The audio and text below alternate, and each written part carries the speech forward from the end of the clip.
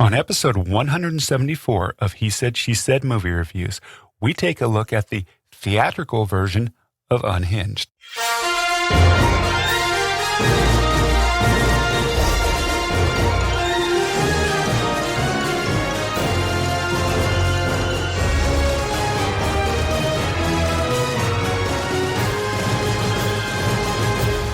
Welcome to He Said, She Said Movie Reviews. This is the podcast where a happily married couple with similar but different movie taste take a quick, spoiler-free look at the movies, helping you make the right decision before your next movie. I'm your host, Tim. And I'm April. So on this episode, we saw the movie Unhinged back in the movie theaters. I give this movie 4 stars. How about you, April? I'm going to give it a 3.5. 3.5. All right, we'll tell you all about it right after these 2 trailers. It is so great to be back at the movies. The first trailer we saw was Let Him Go. I cannot wait to see this. It's about a retired sheriff and his wife grieving over the death of their son. They set out to find their only grandson. The release date is November 6th, 2020, with Diane and Kevin Costner. Hey, I'm really looking forward to seeing that. The trailers look phenomenal. It looks like it's going to be a really great movie. My butt will be in the seats on November 6th. So. I can't wait. Second trailer is Greenland. A family struggles for survival in the face of a natural disaster. The release date is September 25th, 2020. Gerard, Butler, and Morena, Baccarin. It's funny because when we were driving to go to the movie theater, our daughter was with us, and we were actually talking about an extinction event in the car on the way to the theater. That's right. And then we see this trailer for a movie about an extinction event. Hey, it's a good, summer. Of course, it's now no longer summer, but it's a good summer, catastrophe movie. It sure. I can say that word.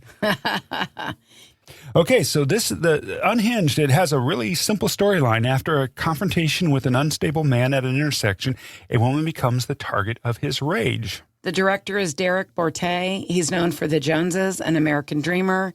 The writer is Carl Ellsworth. He's known for quite a lot, actually. Disturbia, Red Dawn, that's the 2012 version, the remake, yeah. Right.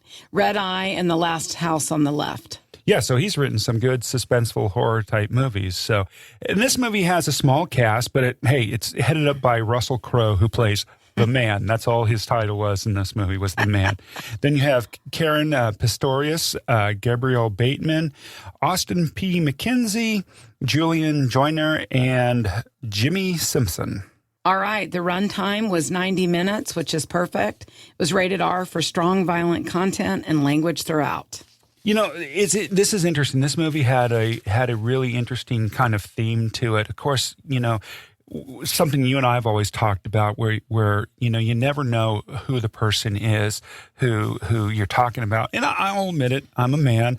I can get a little disturbed when I'm driving. I know many men that get disturbed when they're driving a car. And and something that you've always told me is you don't know what's going on in that person's life. They could be having, and that's exactly what this movie is. It has a theme of sometimes somebody is having a worse day than you are, and you just don't know it. Right. So I mean, I tell you, this movie, I waited to see it for a very long time.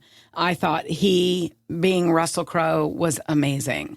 His character, his body language, he was terrifying. His grunting, he was terrifying. Oh, yeah. He must have, put on 40 pounds for this role? Easily.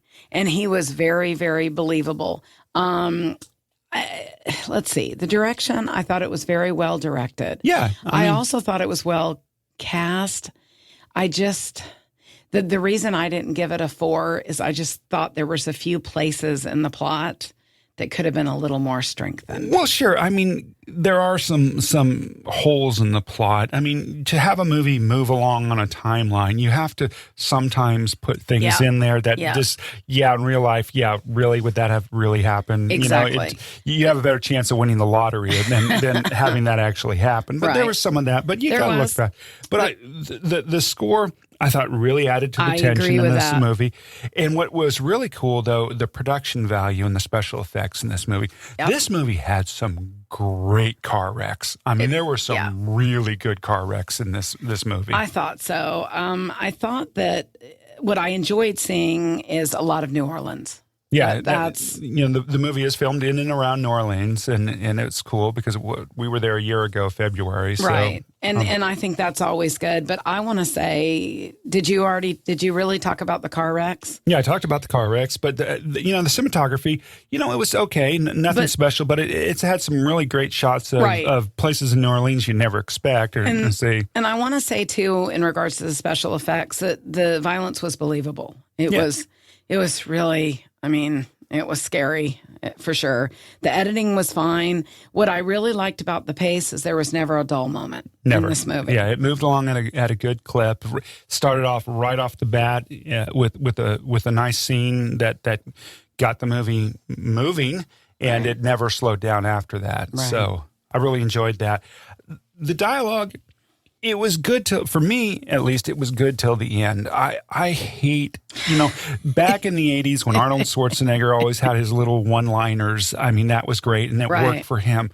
I don't know why the writer felt the need to, at the very end of this movie, throw one of those stupid one-liners in. And for me, I was kind of like, oh, my God, really?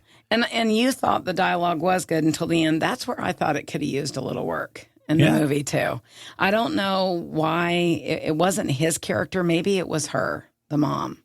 I don't know. Sometimes the dialogue, I found myself just wishing that was a little stronger. But overall, I really enjoyed this movie. I think it's worth seeing, and it's so great to be back at the movies. Oh, absolutely. I really enjoyed being back in the theater, having my giant Coke Zero and my big old thing of popcorn loaded with butter. I was so excited. My little fingers were tingling and everything. It was really good to be back in the movie theater. Yes, even though we were in masks and we were safely distanced, it was so great to be back. Yeah, it's hard to eat popcorn with that mask on. But other than that, you can slip the straw up underneath the mask, but... Absolutely. Well, I waited, I don't know about you, a long, long time to see this movie, so I'm glad we did. And guess what? Get back to the movies safely.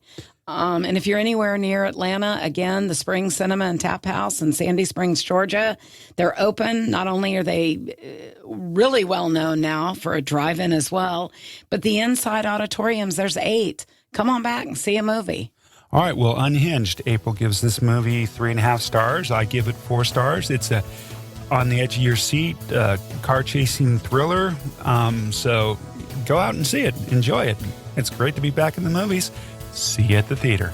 We'll see you at the theater. And by the way, please be kind to everyone in a car. Absolutely. Bye. Bye-bye.